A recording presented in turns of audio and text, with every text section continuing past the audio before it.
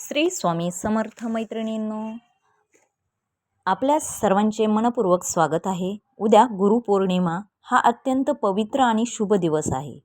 या दिवशी आपल्या गुरूंचे, शिक्षकांचे, आई वडिलांचे आणि ज्ञान देणाऱ्या प्रत्येक व्यक्तीचे स्मरण करून त्यांच्याप्रती कृतज्ञता व्यक्त केली जाते. असे मानले जाते की गुरूंच्या कृपेने जीवनातील अडथळे दूर होतात आणि ज्ञान, यश व सकारात्मकता प्राप्त होते.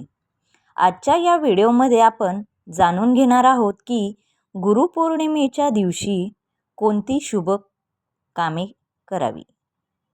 सर्वप्रथम आपल्याला गुरुपौर्णिमेच्या दिवशी सकाळी लवकर उठून स्नान करून स्वच्छ कपडे परिधान करायचे आहेत. शक्य असल्यास तुमच्याकडे असल्यास पिवळे किंवा पांढऱ्या रंगाचे कपडे परिधान करावेत. त्यानंतर आपल्या घरातील स्वच्छता करून आपण देवघर स्वच्छ करायचे आहेत आणि आपल्या गुरूंचे, कुलदेवतेचे आणि भगवान विष्णू तसेच महर्षी वेदव्यास यांचे स्मरण करायचे आहे. गुरुपौर्णिमा ही व्यास पौर्णिमा म्हणूनही ओळखली जाते.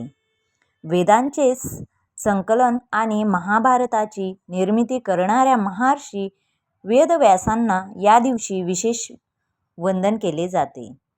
जर तुमचे गुरु प्रत्यक्ष भेटू शकत असतील तर त्यांचे दर्शन घ्या, त्यांच्या चरणी फुले अर्पण करा, नमस्कार करा आणि आशीर्वाद घ्या.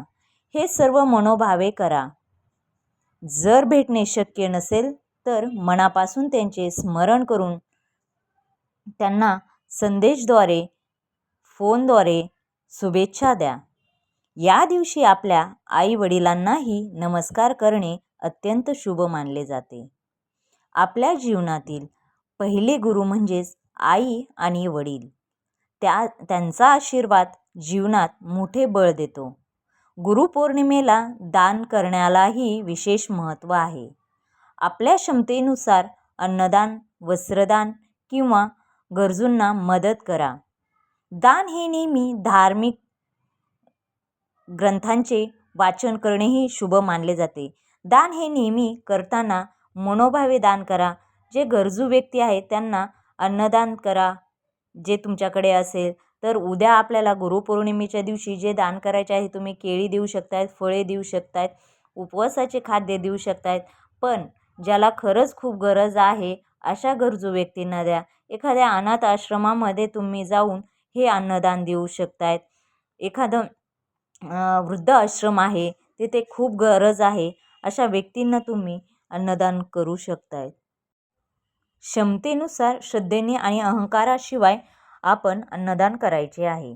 या दिवशी धार्मिक ग्रंथांचे वाचन करणेही शुभ मानले जाते. त्याचबरोबर भगवद्गीता श्लोक किंवा अध्याय वाचण्यास मनाला शांती मिळते. या दिवशी आपल्याला काही नामस्मरण करायचे आहे. शक्य असल्यास ओम गुरुवे नमः किंवा गुरुर्ब्रह्मा गुरुर्विष्णू गुरुर्देव महेश्वरा गुरु साक्षात परब्रह्म तस्मै श्री गुरुवे नमः या मंत्रांचा जप करा. श्रद्धेने केलेला जप मन एकाग्र करते आणि गुरुबद्दलची कृतज्ञता व्यक्त करते. या दिवशी राग, मस्करी, कोणाची चेष्टा, वाद विवाद आणि कटू बोलणे टाळा. शक्य तितके शांत, संयमी आणि प्रेमळ वागा. गुरुपौर्णिमेचा खरा संदेश म्हणजे ज्ञान, नम्रता आणि सदाचार. लक्षात ठेवा की गुरु म्हणजे फक्त शाळेतील शिक्षण नव्हे. जे आपल्याला योग्य मार्ग दाखवतात, अज्ञानातून ज्ञानाकडे नेतात, ते सर्व गुरुच आहेत. म्हणून या दिवशी त्यांच्याप्रती कृतज्ञता व्यक्त करणे हेच सर्वात मोठे पूजन आहे. तर आपल्याला गुरुपौर्णिमेला नक्की काय करायचे आहे, काय नाही करायचे आहे याच्याबद्दलची सर्व काही माहिती मी तुम्हाला या व्हिडिओमध्ये सविस्तर अशी थोड्या वेळात प्रत्येकाकडे खूप कामे असतात, भरपूर वेळ नसतो. अशा गोष्टींमुळे मी स्वतः माझ्या आवाजामध्ये हा व्हिडिओ मी तुमच्यापर्यंत पोहोचवण्याचा प्रयत्न केलेला आहे. कमी वेळात खूप सारी अशी माहिती मी तुम्हाला या व्हिडिओमध्ये सांगितलेली आहे.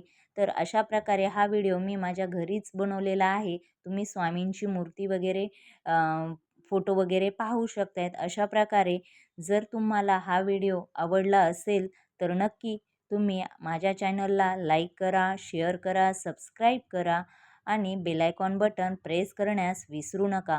परंतु गुरुपौर्णिमेला नक्की काय करायचे ते नक्की लक्षात ठेवा. जर तुम्हाला घरी तुमचे गुरु नाही आले तरी तुम्ही स्वामी मठात जे तुमचे गुरु असतील तिथे जाऊन तुम्ही थोडी सेवा करा आणि उद्याच्या दिवशी म्हणजेच गुरुपौर्णिमेच्या दिवशी जेवढे दानधर्म आपल्याला करता येईल तेवढे दानधर्म करावेत.